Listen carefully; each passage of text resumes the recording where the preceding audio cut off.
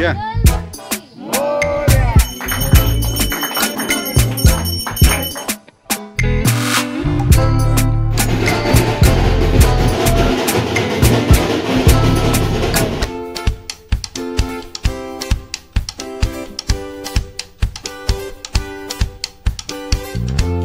आज आहे गणेश चतुर्थी आणि गणेश चतुर्थीच्या तुम्हा सगळ्यांना खूप खूप शुभेच्छा। नमस्कार, मी पद्मजा, राजाराणीज वर्ल्ड या आपल्या यूट्यूब चॅनलवर मी आपल्या सर्वांचं मनापासून स्वागत करते। आजचा दिवस तुम्हाला सुखा समाधानाचा आणि आरोग्यपूर्ण जाऊ हीच ईश्वरचरणी प्रार्थना। तर हा व्हिडिओ लेट येतोय कारण होतं असं की आपले एक दिवसाआड व्हिडिओ आणि सणाचे दिवस आहेत, त्यामुळे लेट येत जातात। तर आजच्या दिवसाची सुरुवात हीच की आधी देवपूजेचं पाणी भरून ठेवलं आणि पहिला आधी कुकर लावून घेऊया म्हटलं। तर आपला आधीचा व्हिडिओ आलेला ना, त्यामध्ये मी दाखवलेलंच की तयारी मी अशी करून ठेवली, त्यामुळे कसं होतं आवरतं लवकर, कुठलीही गडबड होत नाही किंवा काही चुकत नाही असं होतं, त्यामुळे तयारी करून ठेवायची। तर मी गहू भिजत घातलेले, सडलेले वगैरे म्हणजे बारीक वगैरे केलेले ते सगळं शेअर केलेलं आहे। त्याचप्रमाणे मी काय केलेलं, बटाटे डाळ ते काढून ठेवलेलं होतं आणि थोडेसे तांदूळ ना खिरीत घालायचे असतात, ते दाखवले नव्हते मी व्हिडिओमध्ये, तर तेच दाखवत होते की तांदूळ पण असे जराशे खिरीमध्ये घालायचे असतात, थोडेसे घालायचे, 1 चमचा किंवा 2 चमचा असं घालायचं, आपलं खिरीचं ज्याप्रमाणे हे असेल त्याप्रमाणे घालायचे। दसऱ्याच्या वेळेला आपल्याला काय असतं, देवाचं पण करायचं असतं आणि जेवणाचे नैवेद्याचं पण आवरायचं असतं। मग अशा वेळेला काय करायचं, कुकर लावलं की बरं पडतं। त्यामुळे कुकरमध्ये कसं झालं बघा, डाळ लावलं, भात लावला, म्हणजे तांदूळ डाळ आणि बटाटे हे सगळं लावलं, म्हणजे भात होईल, डाळही वरणाची होईल आणि बटाटेही भाजीचे शिजतील, म्हणजे एका कुकरमध्ये सगळं आपलं निम्मत जेवण तयार होतं। जवळजवळ सगळंच जेवण म्हणायला हरकत नाही असं इतर वेळेला म्हटलं तर। आता कारण खीर आणि मोदक करायचे आहेत, चपाती असतं तर ना हे सगळंच जवळजवळ झालं असतं एका कुकरलाच। आणि खिरीचं पण बघा, ते सगळं मसाला असतो, म्हणजे काजू बदाम वगैरे ते सगळंच हे करून ठेवलेलं आणि एकत्र सगळं करून ठेवलेलं होतं, त्यामुळे मग पटपट मिळतं आपल्याला।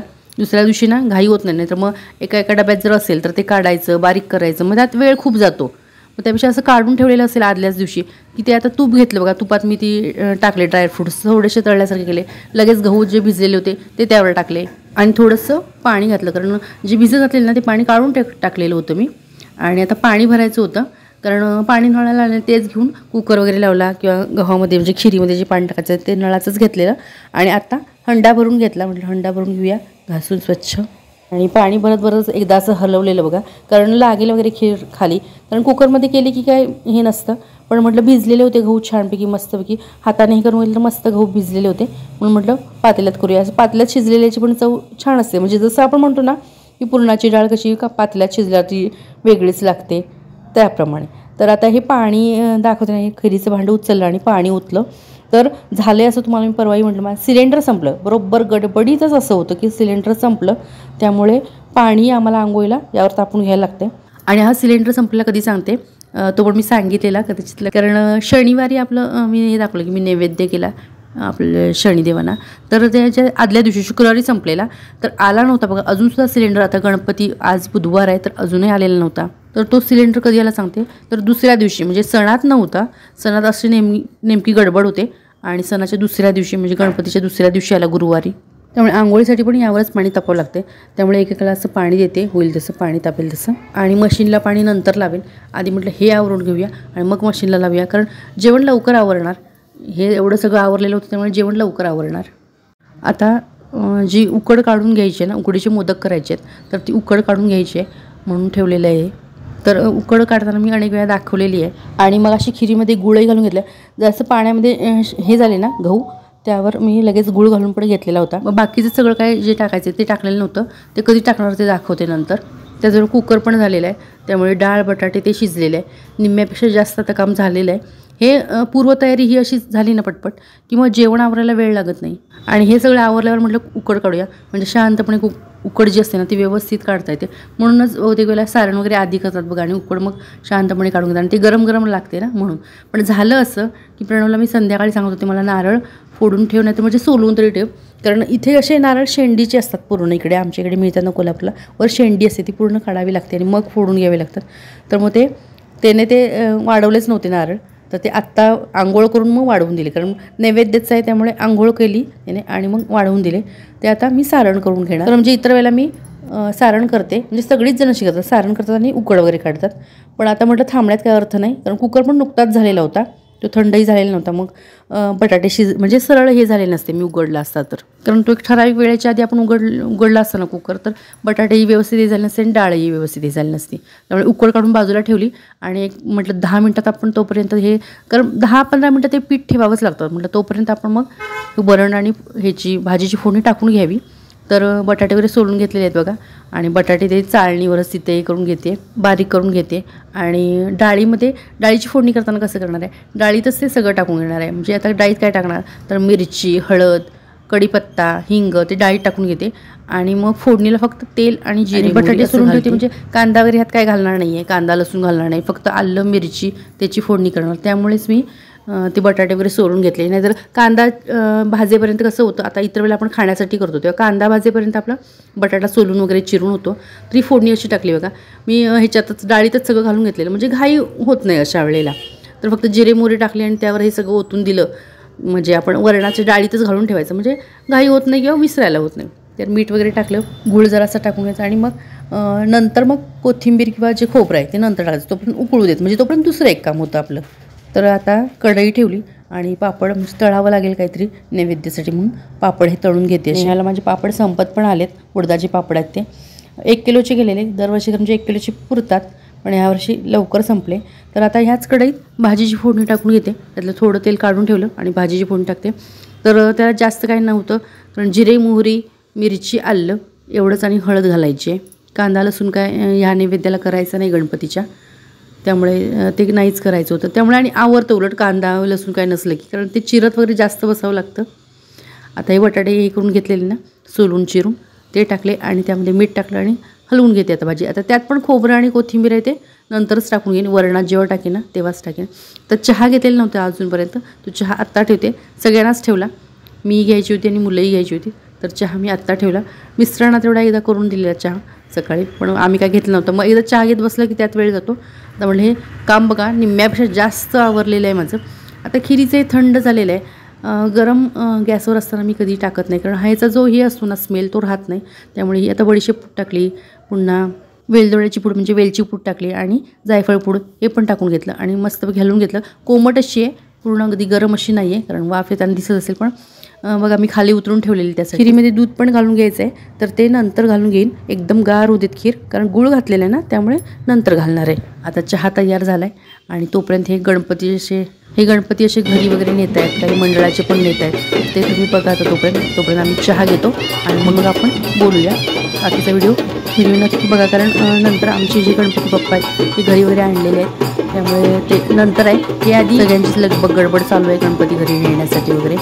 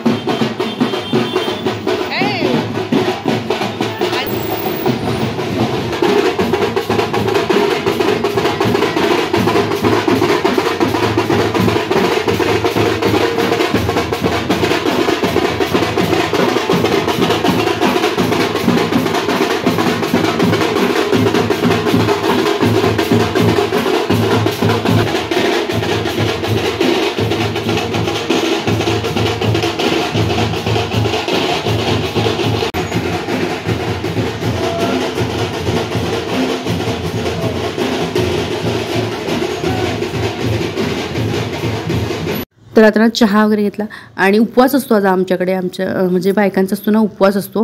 गणपतीला जोपर्यंत नैवेद्य वगैरे दाखवून आरती आपण करत नाही तोपर्यंत बायकांचे उपवास असतात. आणि सकाळपासून चहा घेतलेला नव्हता, म्हटलं आता चहा घेऊया. आणि सकाळी म्हटलं चहा घेत बसले तर कसं बाकीचं काम, म्हटलं त्यापेक्षा काम पट आवरूया आणि मग चहा घेऊया.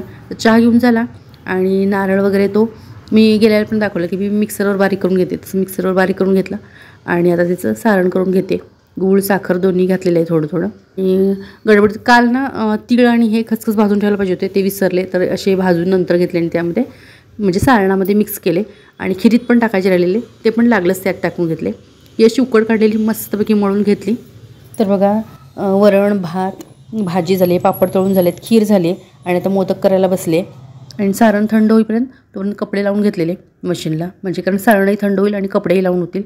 असं म्हणजे आपण एक काम करेपर्यंत दुसरं काम केलं की आटपतं. तर हे अशा सगळे मोदक करून घेते याचे. आज 21 मोदकांचा गणपती बाप्पांना नैवेद्य दाखवा. इतर वेळेला आपण 11 वगैरे दाखवतो, पण आज गणेश चतुर्थी आणि 21 मोदकांचा. उकडीचे मध्ये मोदक आवडतात असं म्हणतात. असं काही नाही तळणीचे मोदक केले तर म्हणून काय असं भक्ती कमी आहे किंवा मान्य नाही असं काही होत नाही, पण म्हणतात उकडीचे मोदक. म्हटलं 21 मोदक उकडीचे पटपट असे ना उकडीचे मोदक करून घेते. तांदळाचे उकडीचे आहेत हे. आपल्याला अजून गणपती बाप्पाला पण घरी आणायचं आहे. मोदकाला जेव्हा आपण ह्या कळ्या पाडतो ना तेव्हा एक म्हणजे हे करायचं असतं की ज्या कळ्या असतात ना त्या विषम संख्येत आपण करायच्या असतात. आता अज्ञानात म्हणजे माहिती नसतं जेव्हा आपण केलं ते वेगळी गोष्ट, पण जेव्हा माहिती होतं की बाबा विषम संख्येत, कारण आपण देतो जेव्हा गणपतीला बाबा मोदकाचा नैवेद्य दाखवतो तेव्हा विषम संख्येतच 11 किंवा 21, 5, 7 असं कुठलंही आपण वस्त्र पण घालताना किंवा नैवेद्य जो असतो तर विषम संख्येतच आपण ते करत असतो. आणि तोंडामध्ये ना आपल्याला गणपतीचं नाव किंवा स्तोत्र असं म्हणायचं. त्यामुळे काय होतं, एकतर मोदकही आपले होतात आणि नावही आपलं घेणं होतं असं होतं. आणि असे मस्तपैकी गरमागरम असे छानपैकी नैवेद्याला उकडीचे मोदक तयार झालेत. तर आम्ही गणपती बाप्पाचं घरी घेऊन आलो बघा. आणि आता घरात प्रवेश करतील आपले गणपती बाप्पा. आणि सगळीकडे ढोल ताशाचे आवाज पण येतात बघा, कारण सगळीकडेच ते वातावरण आहे. आणि श्रावणापासून झालेलं हे गणपतीपर्यंत बघा असं मंगलमय असं वातावरण वाटतं. आता हे दिवाळीपर्यंत असंच चालू राहतं, छान वाटतं या ह्याच्यात. तर आपल्या घरात जेव्हा येणार असतात गणपती बाप्पा तर तेव्हा असं मुटका पण टाकायचं. चपातीचा किंवा भाकरीचा तुकडा किंवा मग भाताचा मुटका असं टाकायचं असतं, ओवाळून टाकायचं असतं. असं पायावर पाणी वगैरे घालायचं असतं आणणाऱ्याच्या पण, आणि गणपती बाप्पांच्या डोळ्याला किंवा आणणाऱ्याच्या डोळ्याला वगैरे पाणी लावायचं असतं, ओवाळायचं असतं. कुंकू असतं त्याचं तिलक असं म्हणजे नाम असा ओढायचा. हळदी कुंकू बाप्पांना आपल्या टाकायचं, अक्षता टाकायच्या आणि ओवाळून वगैरे साखर घालायची तोंडात. आणि गणपती जे घेतात त्यांनाही, आणि गणोबा असतो त्याच्याबरोबर. आमच्या इकडे अशी पद्धत आहे की गणोबा असतो गणपतीबरोबर, तर तो जो गणोबा पण घेतलेला असतो त्याला पण तसंच करायचं असतं. म्हणजे गणोबा घेतलेला ना त्या व्यक्तीला पण आपण म्हणजे त्याच्या पायावर पाणी घालायचं किंवा गणोबाला हळदी कुंकू घालायचं, अक्षता घालायच्या, ओवाळायचं. त्यांच्या पण साखर घालायची तोंडात ज्याने गणोबा घेतलेला आहे त्यांच्या पण. आपण गणपतीला जसं दुर्वा वगैरे किंवा वस्त्रमाळ घालतो ना तसंच गणोबाला पण घालायचं. आमच्या कोल्हापूर भागात ना म्हणजे गणोबा आणि गणपती एकाच दिवशी एकाच वेळेला घरात येतात. आणि मग ज्याच्या गणपती आणि गणोबा आहे त्यांना उजवा पाय टाकायचा आणि मग घरात यायचं. तर आमच्या दिदीनं आमच्या स्वराला सगळं करायचं असतं, म्हणजे आरती करायची आहे, हळदी कुंकू बाप्पांना लावायचं असतं. आपल्याला तर असंही वाटतं की गणपती बाप्पांना व्यवस्थित आपण हाताळत असतो, व्यवस्थित अगदी त्यांचं विसर्जन होईपर्यंत त्यांची काळजी घेत असतो आपण. त्यामुळे आम्ही तिला म्हणतो की बाबा जास्त हे करू नकोस, ओवाळायला त्यांना लहान मुलांना आवडत असतं. आपण जे जे करतो त्यांना ते करायचं असतं असं असतं. तर तिला ओवाळू दिलं आम्ही. आणि विशेष म्हणजे एक गोष्ट की आज पाऊस जास्त नव्हता, त्याच्या आधी पाऊस होता आणि त्याच्यानंतर दुसऱ्या दिवशीपासून पण पाऊस आहे, आजही पाऊस आहे. पण आता गौरी घेताना काय होतं कोणाष्ट, पण गणपती घेताना तरी पाऊस अजिबात नव्हता. गणपती सगळ्यांची व्यवस्थित घरात आले, छान वाटलं पाऊस नसल्यामुळे. आता आपले गणपती बाप्पा घरात आले, आता मस्तपैकी पाटावर विराजमान होतील. प्रत्येकजण असतो ना की गणपती बाप्पा यायच्या आधीच ही सगळी तयारी करत असतो. त्यांच्या आगमनाची म्हणा, त्यांना स्थापना करण्याची ही सगळी जी तयारी असते ती सगळीकडे आधीच केलेली असते. प्रत्येकजण आपापल्या ह्याने आपण डेकोरेशन वगैरे करत असतो. तर आमच्या इथे आम्ही असं डेकोरेशन केलेलं आहे बघा. आणि गणपती बाप्पा ठेवल्यावर तिथेच जवळ गणोबा पण ठेवलेला आहे. आणि जी मोदकाची माळ केलेली ना ती पण गणपती बाप्पांना अशी घालून घेतलेली आहे. मी आपल्या आधीचा व्हिडिओ आहे त्यामध्ये शेअर केलेली आहे. हर्षदानी मी आम्ही दोघींनी मिळून केलेली आहे ती मोदकाची माळ. आणि असं आमचा गणपती बाप्पा मस्तपैकी सगळ्यांचेच छान असतो गणपती बाप्पा, कारण एकच आहे, फक्त रूप वेगवेगळ्या रूपात विराजमान होत असतात प्रत्येकाच्या घरात, पण एकच असते गणपती बाप्पाची जी हे असते ते एकच असतं. तर आणि एक महत्त्वाचा मान असतो तो गणपतीला म्हणजे दुर्वा आघाडा. तर दुर्वा आघाडा ते पण गणोबाला आणि गणपती बाप्पाला घालून घेतलं. लाल फुल आवडतं ते पण लाल फुल होतं ते घालून घेतलं. आणि बाप्पांचं हे रूप ना हे मनमोहक रूप बघतच बसावंसं वाटतं. दारात पण सुंदरशी रांगोळी काढली आणि गणपती बाप्पांच्या समोर पण छानशी छोटीशी मस्त रांगोळी काढलेली आहे. आणि नैवेद्य तयार आहे, आरतीचं ताट तयार आहे. आता आम्ही आरती करून घेतोय.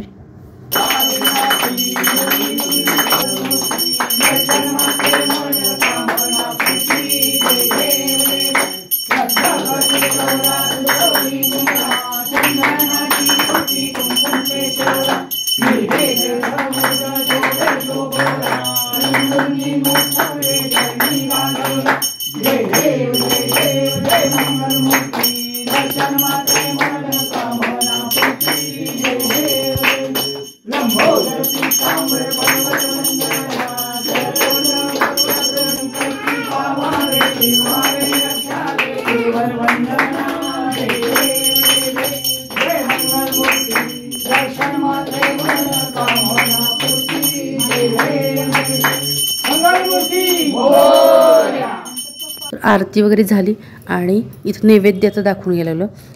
नैवेद्य आधी पण दाखवतात, पण ते आता पहिल्यापासून आमच्यात पद्धत आहे की नैवेद्य नंतर होतं, त्यामुळे आता ही नैवेद्य नंतर दाखवतो आम्ही. आणि आमच्या कोल्हापूर भागात ना म्हणजे खीर आणि मोदक ह्याचा नैवेद्य असतो, आज असतो तो. कारण काही ठिकाणी असं ते कसं दुसऱ्या दिवशी म्हणजे उंदरबीज वगैरे असते ना, त्या दिवशी खीर वगैरे दाखवतात. माझ्या माहेरी वगैरे तसंच आहे पद्धत, पण इथे आता कोल्हापूरमध्ये अशी पद्धत आहे की पहिल्या दिवशी खीर आणि मोदक हे करायचे. नैवेद्यासाठी खीर आणि मोदक करायचे, बाकीचं मग वरण भात वगैरे बाकीचं सगळं, पण खीर मोदक हे नैवेद्यासाठी करायचे आजच्या पहिल्या दिवशी. मग इतर दिवशी तुम्ही कोणताही प्रकार करा, पण पहिल्या दिवशी हे करायचं. गणपती आपल्याकडे पहिल्या दिवशी आल्यावर हा नैवेद्य असतो. आता गौरी आल्यावर कोणता नैवेद्य असतो किंवा शंकरोबा आल्यावर कुठला नैवेद्य असतो आमच्याकडे, तर तेही शेअर करेन. आणि सगळं तिथलं आवरलं आणि आम्ही आता इकडे आलो. तर आमच्यावर ही दोघं पण अंगत पंगत चालू आहे. आता आम्ही गेलेलो ना, ते का छान झाले. आवडलं ना? काय आवडलं तुला, मोदक का खीर? काय आवडलं? वरण भात आवडलं. आणि आमच्या अंशला काय आवडलं? बटाटू पण आवडलं. काय आवडलं रे? दाखव. वरण भात आवडलं आणि मोदक म्हणजे खाल्लाच नव्हे. हा, खीर खायची अजून. हा, सगळं आवडलं त्याला. खावा मग. आज दिवसभर गणपती नेत असतात, अगदी रात्रीवर नेत असतात आणि असं चालू असतं ना ढोल ताशे, त्यामुळे त्याला ते छान वाटतं. आणि त्यामुळे तो काय करतो, इथल्या इथं जेवतच त्याचं चालू आहे सगळं. त्याला म्हटलं की तुम्हाला ठसका लागेल जेव आणि मग, कारण दिवसभर हे चालू असतं. तर त्याच्यावर त्याला मिस्टर पण हे करून दाखवतात, त्यामुळे तो जास्तच हे करतोय. त्याला म्हटलं जेवल्यानंतर कर, ठसका वगैरे लागेल. तर ते वाजायला लागलं, त्याचं पण चालू होतं इकडे. तर बघा, आजचा व्हिडिओ आवडल्यास नक्की लाईक, शेअर आणि आपल्या यूट्यूब चॅनल अजूनही सबस्क्राईब केलं असेल प्लीज सबस्क्राईब करा. किंवा हा व्हिडिओ तुम्ही नवीनच पाहत असल्यास प्लीज सबस्क्राईब करा. पुन्हा भेटू अशाच एका नवीन व्हिडिओसोबत. तोपर्यंत नमस्कार.